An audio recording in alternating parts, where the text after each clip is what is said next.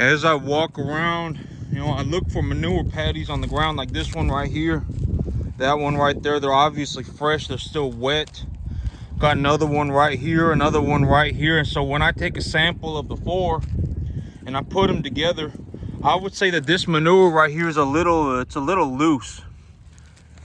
Ultimately, I want the manure to look like this and this right here. Very, very, very good looking manure patties. This one is also good. It's just this one's also good. But when I look at the manure patties, especially when I'm feeding them whole corn, okay, so an animal, there are multiple reasons for why an animal can have diarrhea. An animal can start having diarrhea. There are multiple reasons. High energy will cause them to have diarrhea. If they don't have enough roughage material in their diet, it will cause them to have diarrhea. If they don't have enough if they have too much protein in their diet, it'll cause them to have diarrhea. So there are a multitude of reasons for why an animal can have diarrhea. And when I look at these animals, it is up to me to decide what is going on with the animals. And I took a quick look at the animals. I checked the manure patties. I checked the fresh manure patties on the ground, and the manure patties look good. And my animals, I took a look at the rear ends, and I don't have, I don't have any animals that are just like having massive diarrhea issues. And the conditioning of my animals is going very well. If y'all look way over there, y'all gonna see that the red steer is in the back. I did let him in here yesterday, but he's always been like this. He just doesn't really seem interested in grain practically ever. He just doesn't really care for it, and he's always walking off by himself. And so I said it's okay. I mean, he's a big fella, and he lets me pet him, and so it's okay. But he's big. I mean, he's already grown to beyond the size of some of these animals already. This animal that I have in the back, he is growing very quickly. A very, very large frame animal, and so but he's also got a little bit of Brahmin in him. A little bit of Brahmin. But a good example of these Brahmin cattle, in the front, I got those two Brahmas in the front, those two Brahma crosses in the front. If y'all took a look at them very closely, Lucy, come here, leave them alone.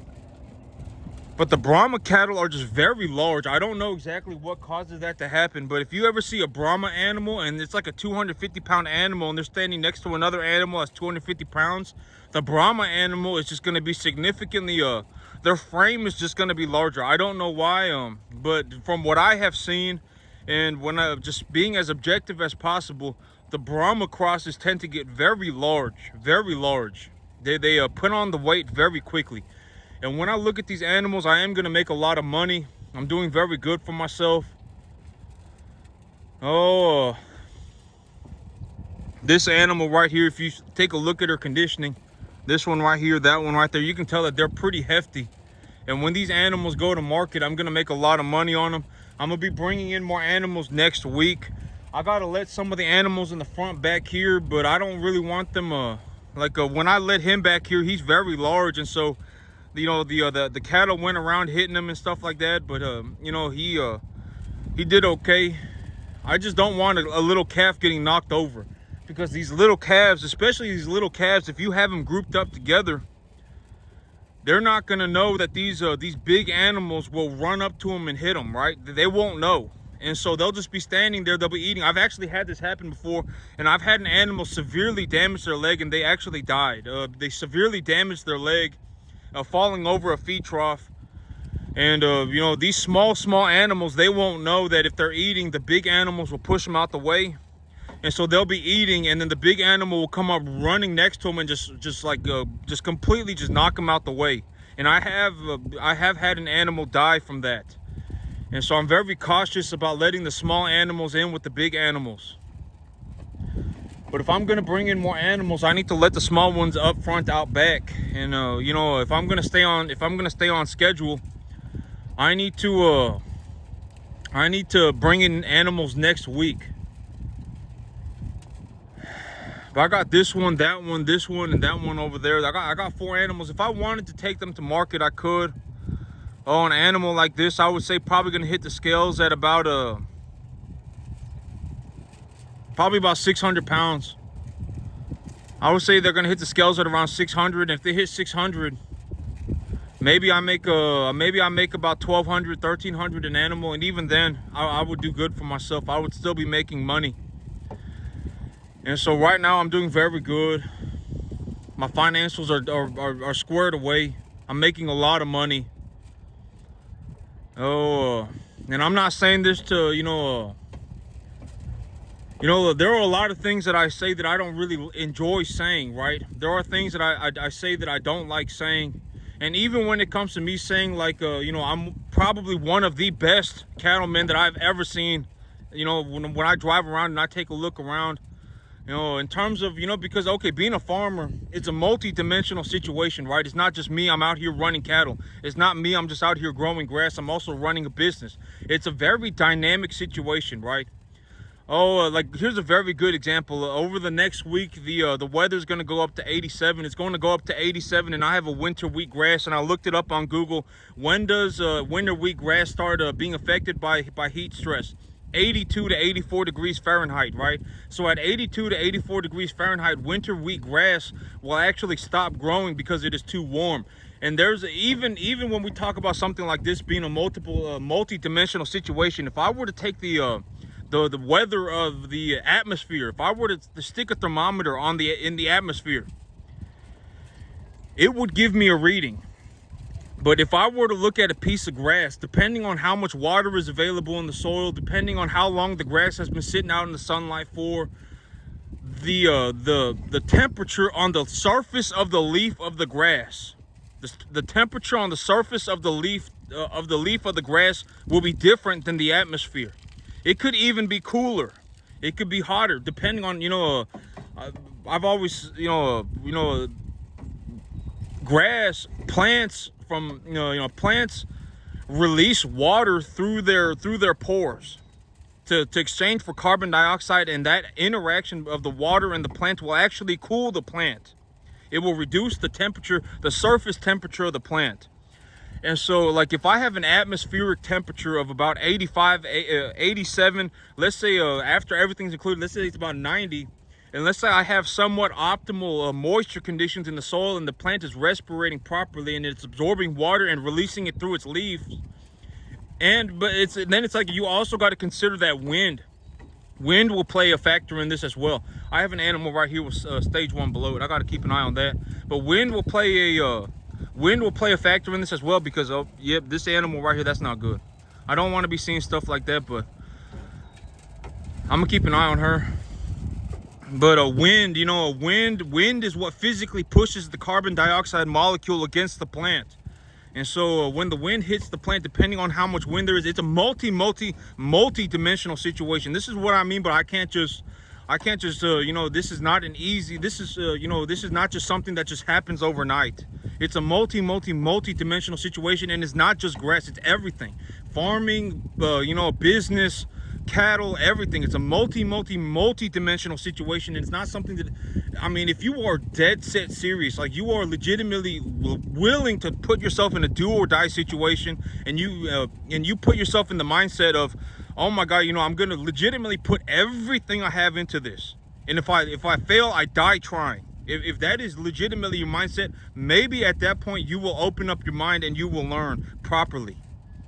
But until you put yourself in that situation, you won't make it here. I almost guarantee it. A lot of people, they are plenty smart enough, they just don't make it because it's too hard. Almost guarantee it.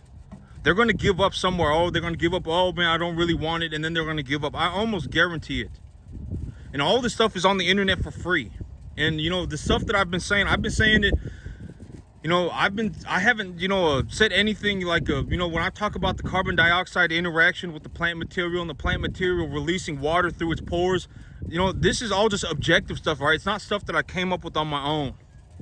But it's not just grass, and it's not just plant material, it's everything. Everything is a multi-dimensional situation. If it's very windy, if it's very windy, and even when it's very windy, I can't really throw fertilizer on the grass if I'm going to broadcast it, because the wind will carry it everywhere. And it's a very, very, very multi-dimensional situation. And when I look at my grass right now, it's like, I got this going on for my grass, and I've been looking to cause a phosphorus imbalance in my soil, so that by the time spring rolls around here in about 2 months and I plant my spring, my winter, my summer crop. By the time I plant my summer crop, I would like my field to be exhibiting a phosphorus deficiency, because when the plant material, when the atmosphere, when the leaf surface of the plant material hits about 82 degrees Fahrenheit, the plant will stop respirating. At 82 degrees, the plant will become physically damaged from the amount of sunlight, from the amount of heat being applied to it. And so this winter wheat grass, when it hits about 82, 84, it will physically become damaged and it will die because it is too hot outside. And so, okay, if it's 80, if it's going to be 82 to 84 degrees outside, it doesn't matter that I have grass on my field. Eventually, my grass, so over the course of about a month, the grass will just die on its own because it's too hot. And so I will have to plow it under. And when I plow it under, that is my chance. That is my opportunity to apply positively charged fertilizer on my field. And so that's what I got coming up. That's what I got planned over the next month or two, depending on the weather situation and depending on how much moisture I'm going to have. Over the next month or two, that is my plan for my grass, and that's just my plan for my grass. And this is what I mean by everything is a multi-dimensional situation, right? I got a business plan. You know, over the next month or two, once I get my taxes filed, I'm going straight to the FSA to talk to the banker about loans, right? I mean, everything is a multi-dimensional situation. It's not just a straightforward answer. And it's the same thing with the cattle. I check their manure every day. Oh, you know, I increased the energy portion of their diet. You know, I went out to the back of my field and I observed my grass, and I saw that my grass was in a middle to late vegetative state of development, with about 50 pounds of nitrogen on it. That was applied about 3 weeks ago. 4 weeks ago, it had about 50 pounds of nitrogen applied to it, and that 50 pounds of nitrogen had about 2 inches of rain on it, 3 inches of rain on it. And so if I got 2 to 3 inches of rain, and I also got about 30 pounds of potassium on my field per acre as well. And so everything is a multi-dimensional situation. And I don't just, the best way to, like, from what I have seen, right, is to just keep very, very, very thorough notes on everything. Very thorough notes.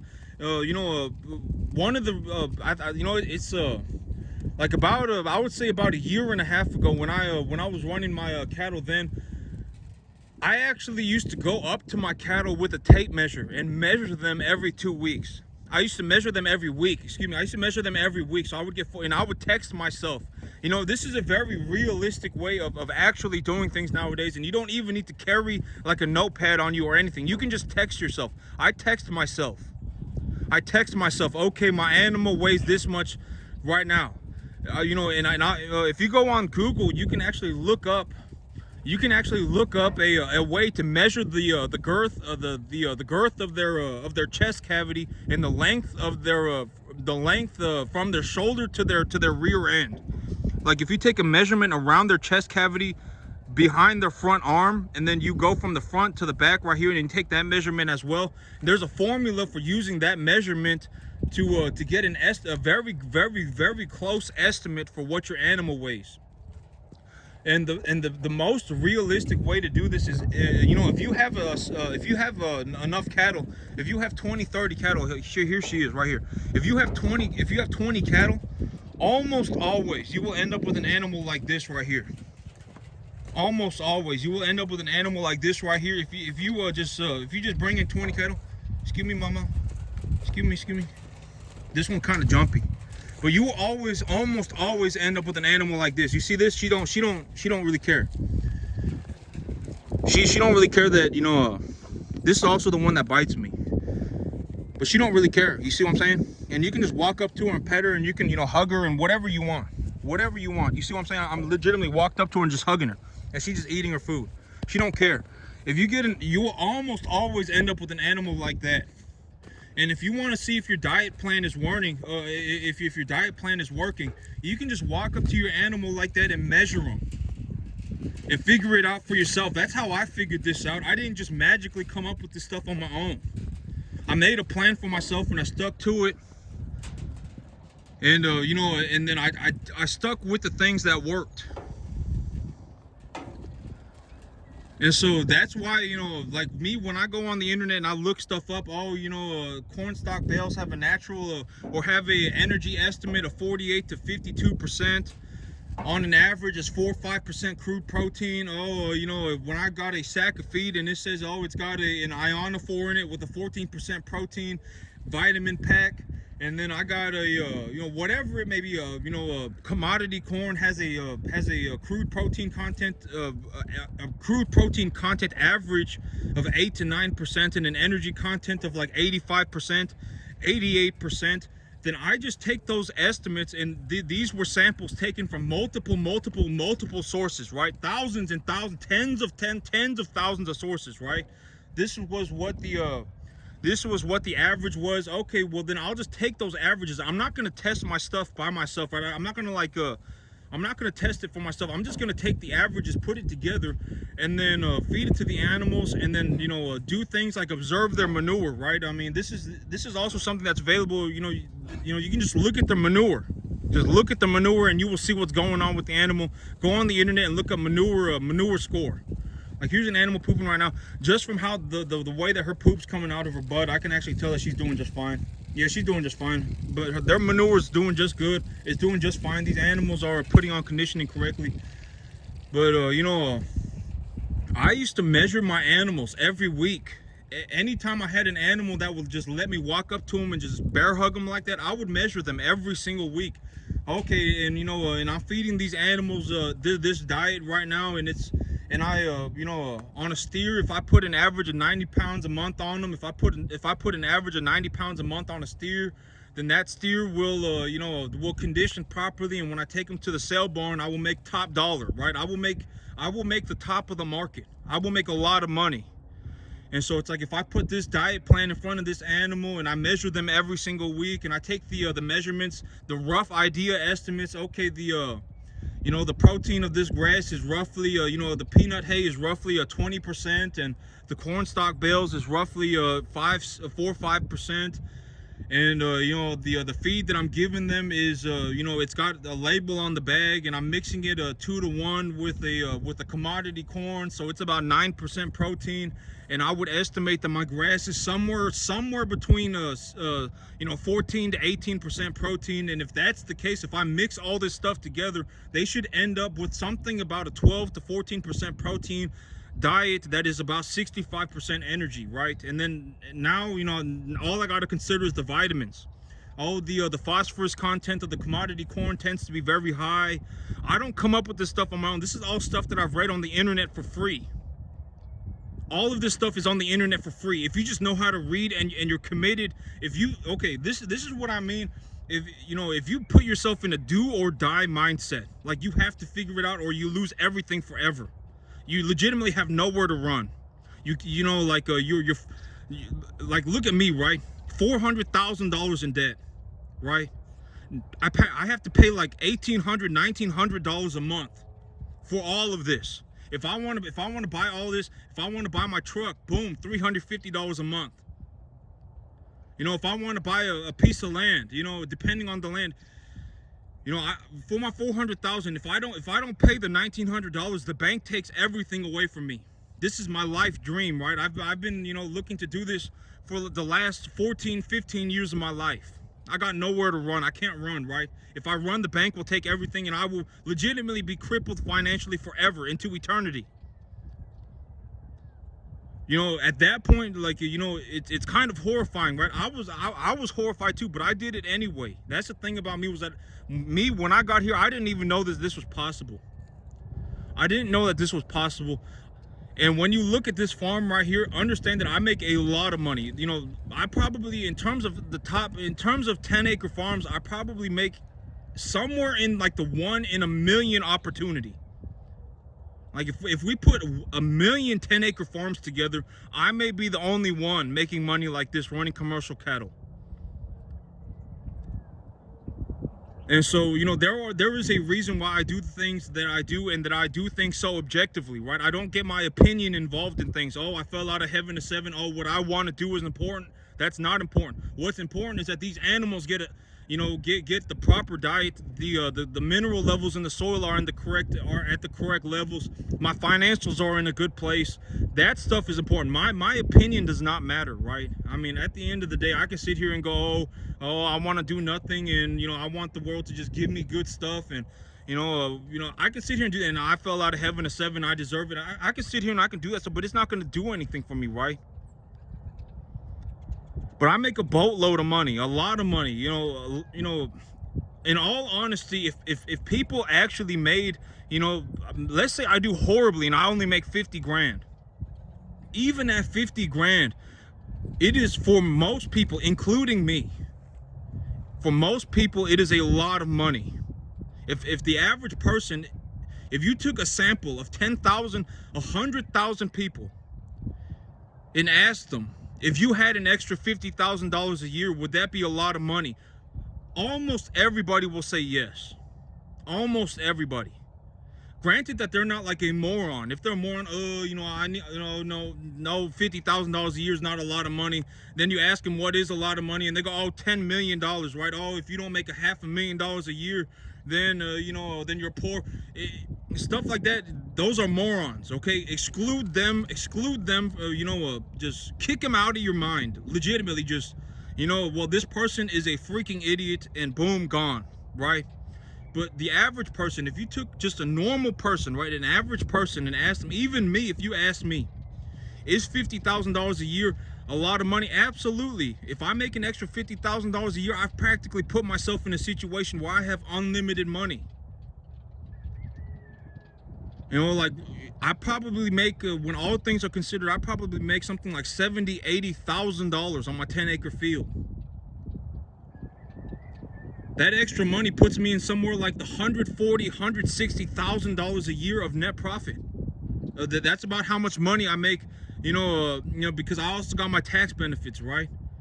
I also got my tax benefits. And so when all things are considered, if I find, a way to make, $140,000, $160,000 a year, that's practically unlimited money. But that's it for me today, YouTube. Y'all have a good one.